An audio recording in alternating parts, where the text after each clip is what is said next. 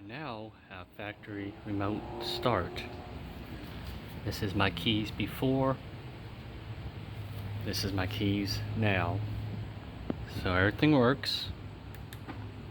The unlock button, the lock button, remote start. You have to hit lock first. Double tap it. As you can see, nobody's in the window. Kill the engine. Tap. You have to hit lock first, then double tap. Oh, just kill it. I'm still trying to get the hang of it. Lock. There you go. So what I had to do, if you guys want to know, shut it off, unlock the car. So what I had to do, thanks to a person that sent me an email, he was able to do this on his 17 Fusion Hybrid. On it, what he did, he had to replace the radio transceiver module, which is up on the headliner. So I had to take the B pillar down, I had to take both the grab handle down, the C pillar, I had to take that off of there, and I had just enough room to pull it down. And it's just like right along here. I don't know how well I'll be able to show you, but you pull it down and it's gonna be right there, right about, well, the original one's right there. The new one that I installed is right there. I don't have it in the best place for right now on it, but factory, if your car just has those 4 buttons on it, that's like a 302 megahertz, I believe it is. But what you need for the remote start is the 902 megahertz plus a new key fob that's compatible with the 902 megahertz. The old key fob will work with the 302 megahertz, so you'll need this one here for the 902 megahertz. So close the door, lock the car, hit remote start, and you see that it starts up. Now what I had to do, of course, is go in, use Forescan, program the body control module so it knows it's got remote start on it.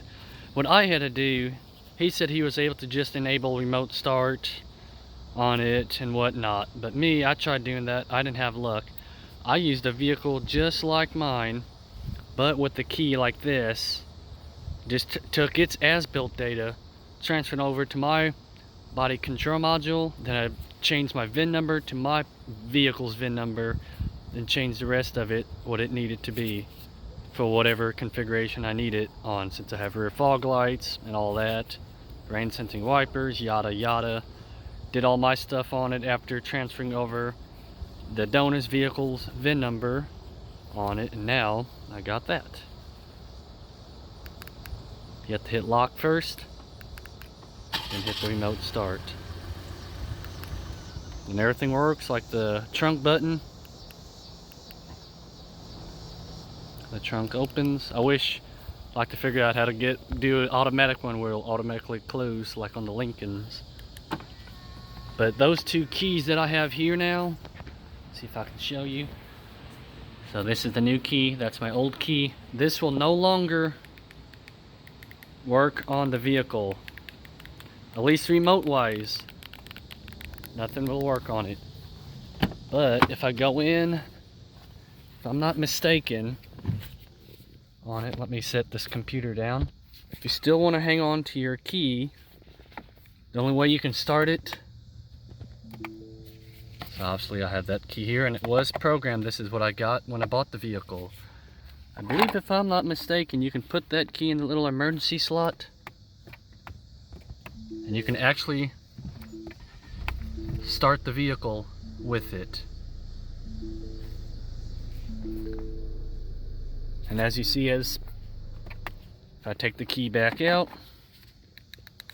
obviously nothing works on it. Try to push the button, no key detected. So I'll put that little guy there. Now I can start my car. That's just going to be the old key I'm going to lay on a shelf somewhere just in case I need something for emergency. but you will need your little key blade. Therefore, you can actually get inside the door, because these buttons gonna no longer work, but the key will work still. So basically, this key here is what you're gonna be using from now on, since this one here will actually work with everything that you need done to it. So hopefully that helps you guys out. Now, like I said, if you guys want to do it, you will need 2 of these. Depends. I bought 2 of them on it just in case. You'll need a key fob like this and a 902 megahertz radio transceiver module on it, and then you'll just have to program. You have to have both of your keys, the old keys. What I did before that, before I changed out my radio transceiver module, I had both my original keys, stuck those in the emergency slot. Then I was able to program this one here, the new one. Therefore, all I just have to do, take all the old keys out, put in the new radio transceiver module, and it's ready to go pretty much. So hopefully, I know probably people's gonna say, oh, that's gibberish. Well, hopefully some people will understand. Thanks for watching.